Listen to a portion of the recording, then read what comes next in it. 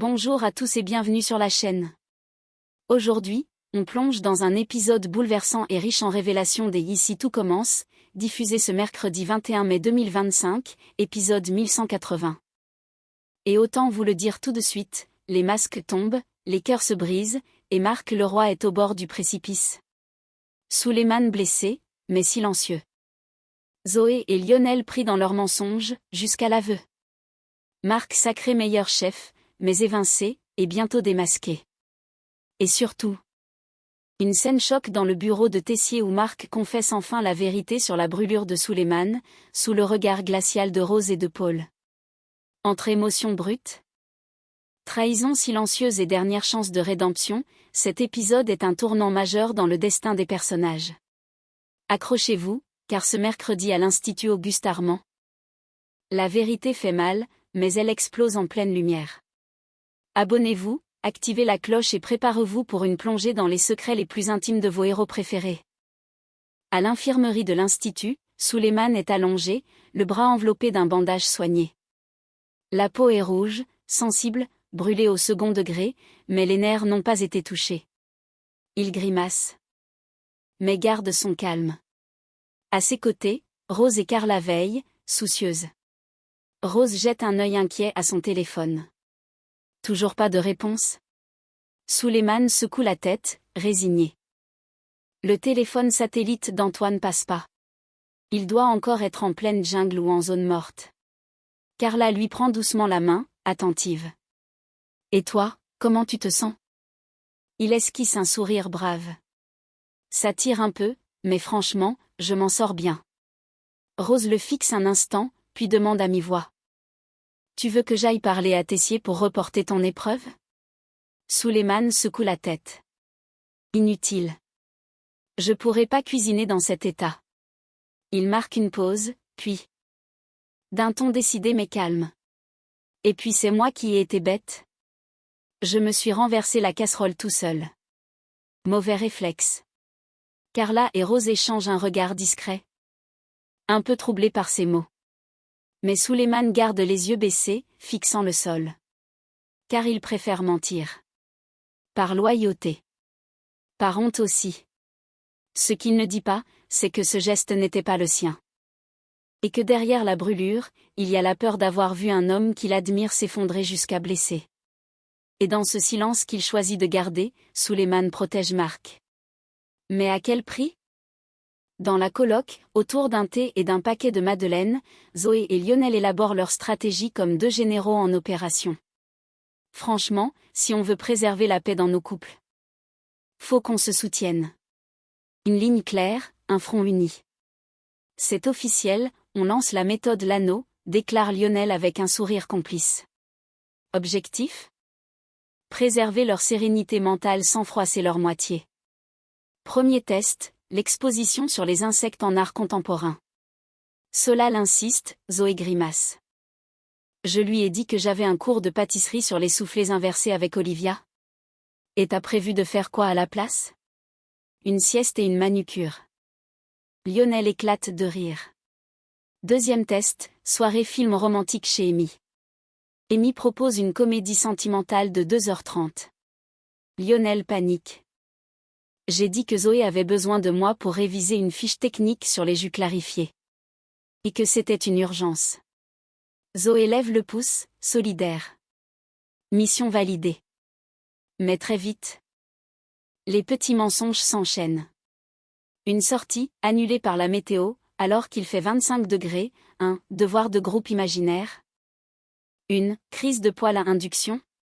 Et dans leur bulle de fausses excuses, Zoé et Lionel se sentent comme deux héros modernes, de mauvaise foi, mais heureux.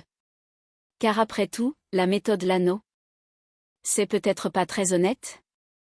Mais qu'est-ce que ça fait du bien, parfois, de choisir la tranquillité. Dans le salon de la coloc, l'ambiance est tendue.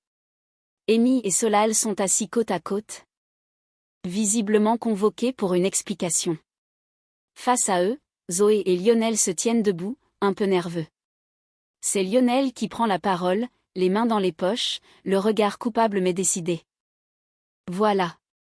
On voulait vous dire un truc? Ça fait 3 jours qu'on vous ment. Amy fronce les sourcils. Pardon. Zoé enchaîne, un peu gênée. Rien de grave, hein. Juste, des petits mensonges de survie. Des trucs basiques. Genre, j'ai pas eu de cours sur les soufflets inversés. Et y a jamais eu de crise de poêle à induction, ajoute Lionel, penaud. Un silence. Solal les fixe, interloqué. Attendez, vous nous avez évité pour pas aller à une expo, et pour pas voir une comédie romantique? Zoé hoche la tête. Lionel s'avance un peu. Ouais. Et c'était débile. Parce qu'au fond, j'ai réalisé un truc. Il se tourne vers Amy, les yeux plus doux. Ce que j'aime dans notre couple, c'est pas d'être toujours d'accord. C'est nos petites disputes à la con, nos débats qui partent en vrille pour une pizza 4 fromages. C'est ta répartie, ta façon de me bousculer. Notre complicité.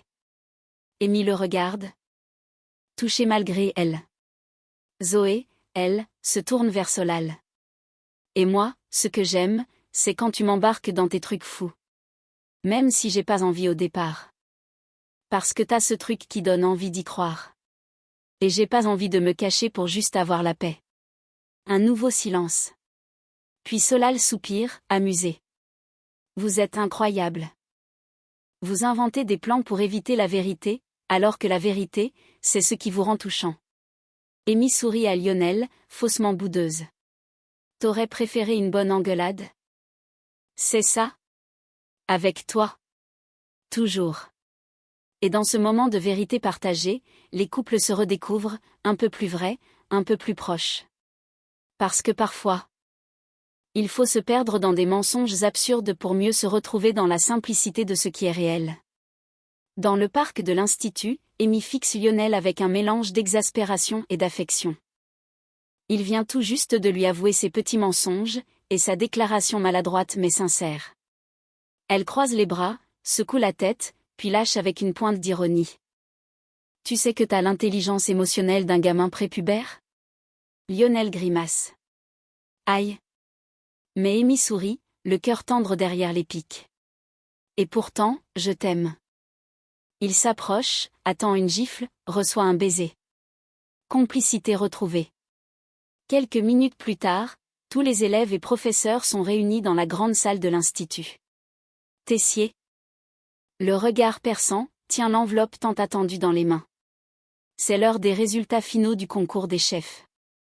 Les visages sont tendus. Clotilde, Olivia, Marc attendent. Les yeux braqués sur lui. Après délibération du jury, voici le classement final.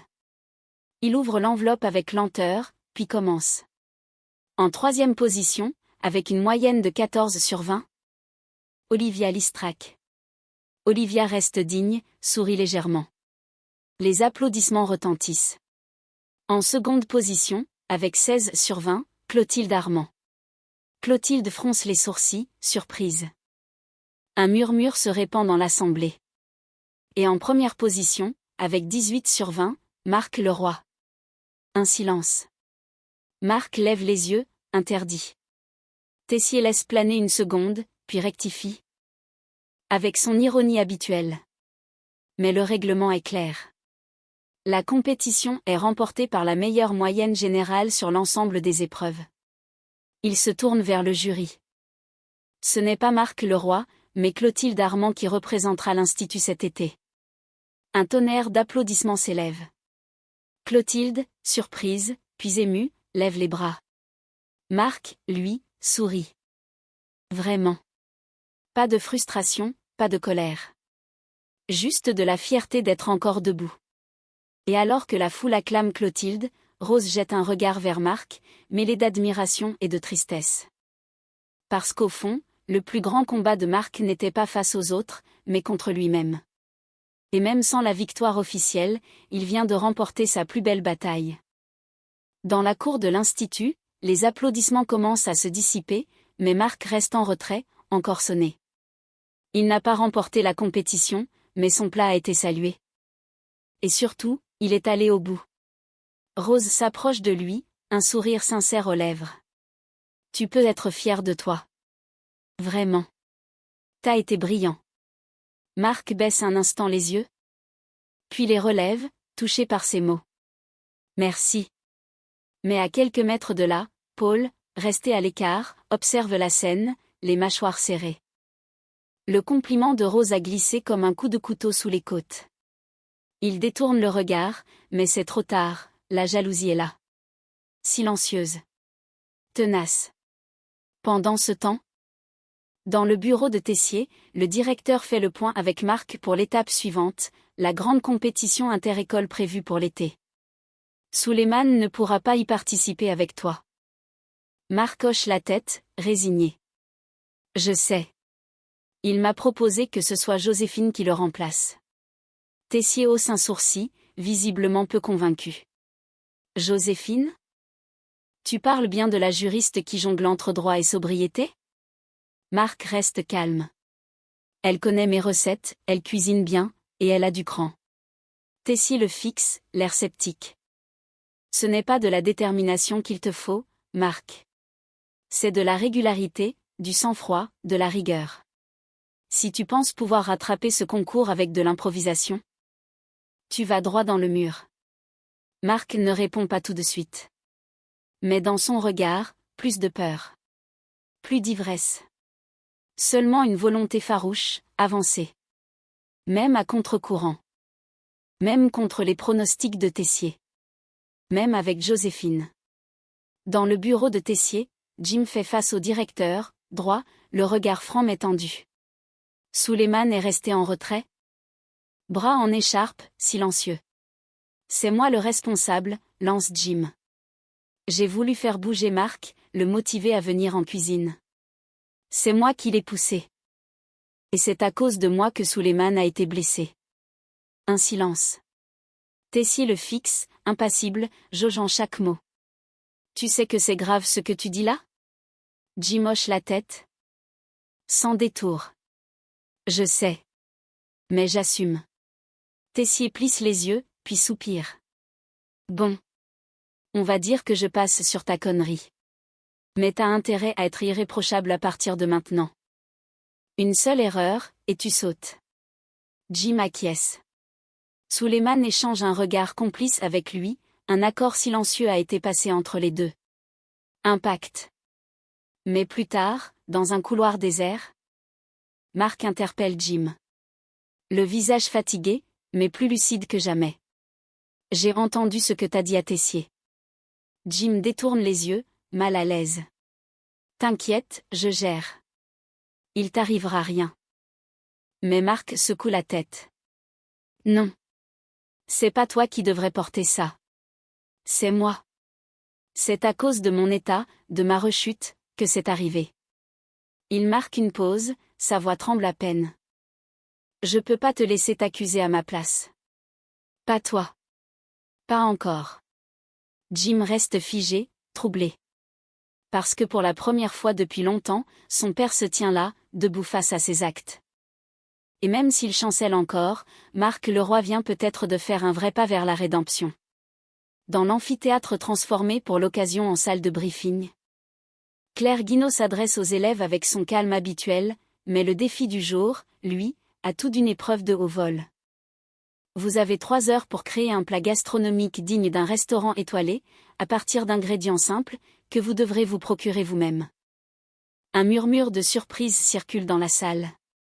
Claire poursuit, le regard perçant. Le plat devra pouvoir être vendu 30 € à la carte. Mais vous n'avez droit qu'à 10 € pour vos matières premières. Pas un centime de plus. Maya, Gaspard, Malik et les autres élèves se regardent, partagés entre enthousiasme et panique. L'exercice est clair, du raffinement avec presque rien. Au fil des heures, les cuisines bouillonnent d'idées. On troque la truffe contre les aromates du jardin. Le foie gras contre des légumes oubliés. Maya, concentrée, mise sur une idée audacieuse, des chips de lavande, accompagnés d'un velouté de panais au lait infusé.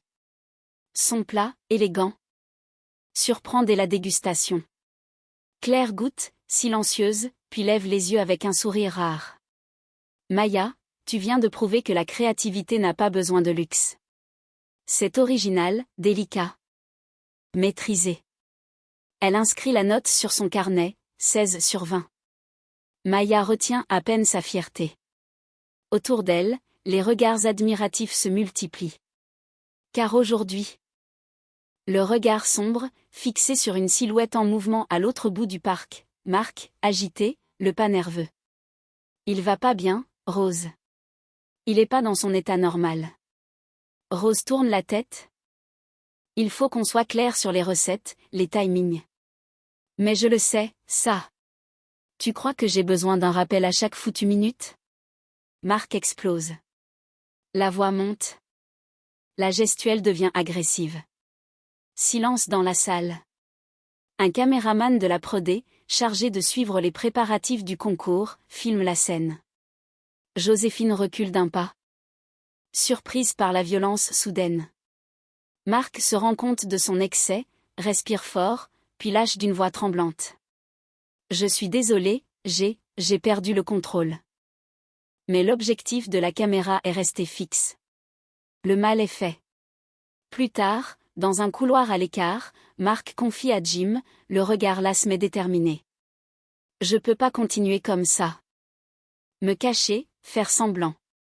Si je veux m'en sortir, faut que j'assume. Mes erreurs. Mes failles. Tout. Jim le fixe, bouleversé mais admiratif. Car dans cette fragilité douloureusement exposée, il voit enfin un père qui essaie d'être vrai. Même au bord du gouffre. Même filmé. Et c'est peut-être là que commence vraiment le chemin vers la reconstruction. Dans une salle de projection à l'Institut, Paul et Rose passent en revue les rushs de la compétition filmée. Sur l'écran, Marc apparaît en pleine épreuve, visage crispé, mains moites. Geste saccadé. Il transpire à grosses gouttes, essuie son front d'un revers tremblant. Paul appuie sur pause. Honnêtement, c'est pas terrible de montrer ça. Il se tourne vers Rose. Plus inquiète que critique. On dirait un homme à bout. Il tremble, il a chaud, il perd ses moyens. Tessier, assis à l'arrière, observe l'image, les bras croisés. Il avait peut-être de la fièvre ce jour-là. Ou un coup de stress. Paul se redresse lentement, la voix plus grave, plus lourde. Ou peut-être autre chose. Il sort son téléphone. Affiche une photo, et la montre à Tessier et Rose, une bouteille d'alcool entamée, posée à moitié dissimulée derrière le plan de travail de Marc pendant la compétition. Un silence s'abat. Tessier, d'abord figé, se redresse lentement. Tu l'as trouvé où? Derrière les épices. Personne n'a rien vu sur le moment. Mais moi, je l'ai trouvé. Et maintenant, je comprends pourquoi il était dans cet état. Rose baisse les yeux, bouleversée. Elle avait voulu croire à sa remontée, à son effort, à sa sincérité. Mais face à la preuve, c'est un effondrement silencieux. Et Tessier, lui, se raidit. Car il sait, un chef en service, en cuisine, avec de l'alcool dans le sang, c'est une faute impardonnable. Et peut-être le dernier avertissement avant la chute. Dans le bureau de Tessier, l'atmosphère est lourde, tendue. Tessier, assis à son bureau, consulte des dossiers. Rose est debout, à côté. Encore secouée par les soupçons qui pèsent sur Marc.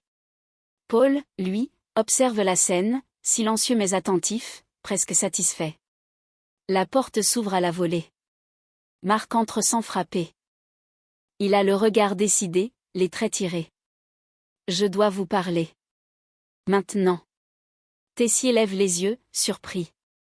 Rose se fige. Marc s'avance, sans détour. C'est moi. C'est moi qui ai ébouillanté Souleymane. Silence. Coup de tonnerre. C'était pas volontaire, mais c'est moi. Pas Jim. Il n'a rien fait. Il a juste voulu me protéger. Et je l'ai laissé faire. Rose recule d'un pas, son regard se remplit de dégoût. Tu savais qu'il allait se faire accuser et tu n'as rien dit? Tu l'as laissé porter ta faute? Marc baisse la tête, honteux. J'étais au fond du trou, Rose. Et je n'ai pas eu le courage. Sa voix tremble, mais il ne se défend pas. Tessier reste impassible, glacé. Tu sais ce que ça implique. Une blessure en cuisine, liée à ton état, c'est grave. Très grave. Marc acquiesce. Il ne fuit plus. Mais Rose, elle, ne peut pas contenir sa colère. Elle se tourne vers Paul, les yeux pleins de larmes. Et toi, t'as gagné. T'as réussi à l'isoler. À le pousser jusqu'à ce qu'il s'effondre. Paul ne dit rien. Il encaisse sans triompher, mais sans remords. Tu savais qu'il allait craquer, hein? Tu voulais ça. Et dans cette pièce, tout est dit. Marc a chuté, Paul a réussi, et Rose. Rose n'a plus confiance. Ni en l'un. Ni en l'autre. Le prix de la vérité, c'est l'éclatement total des repères. Et plus rien, désormais, ne pourra être comme avant. Et voilà, la fin d'un épisode coup de poing d'Ici tout commence. Diffusé ce mercredi 21 mai 2025 sur TF1. Un épisode où les émotions ont débordé, les secrets ont explosé, et où chacun a été poussé dans ses retranchements. D'un côté, Marc Leroy, au bord du gouffre, qui avoue enfin avoir blessé Souleymane. Une scène poignante, face à un Tessier implacable et une Rose dévastée. Il n'a pas seulement chuté en cuisine. Il a chuté dans le regard de ceux qui croyaient encore en lui. De l'autre, la victoire inattendue de Clotilde, une récompense méritée, mais ternie par la douleur d'un homme brisé. Et dans l'ombre, Paul jubile en silence. Mais à quel point a-t-il tiré les ficelles? Et puis, il y a eu ces instants plus légers, portés par Zoé et Lionel, leurs mensonges de survie, leurs aveux touchants. Et la redécouverte de ce qui fait la force d'un couple, la vérité, l'humour, et un brin de mauvaise foi bien assumé. Cet épisode marque un véritable tournant narratif, entre rédemption, trahison et nouvelles alliances. Les prochains jours s'annoncent cruciaux à l'Institut. Joséphine remplacera-t-elle vraiment Souleymane dans la compétition? Et Marc saura-t-il se reconstruire malgré les regards qui jugent et les caméras qui dévoilent tout? Dites-nous en commentaire ce que vous en avez pensé. Marc peut-il être pardonné? Paul a-t-il franchi une ligne rouge? Avez-vous été touché par les déclarations de Zoé et Lionel? Pensez à vous abonner à la chaîne, à activer la cloche pour ne rien manquer des prochains rebondissements. Et surtout, restez avec nous, la suite s'annonce encore plus intense. Merci d'avoir regardé. Prenez soin de vous, et à très vite pour un nouveau résumé passionné d'Ici tout commence.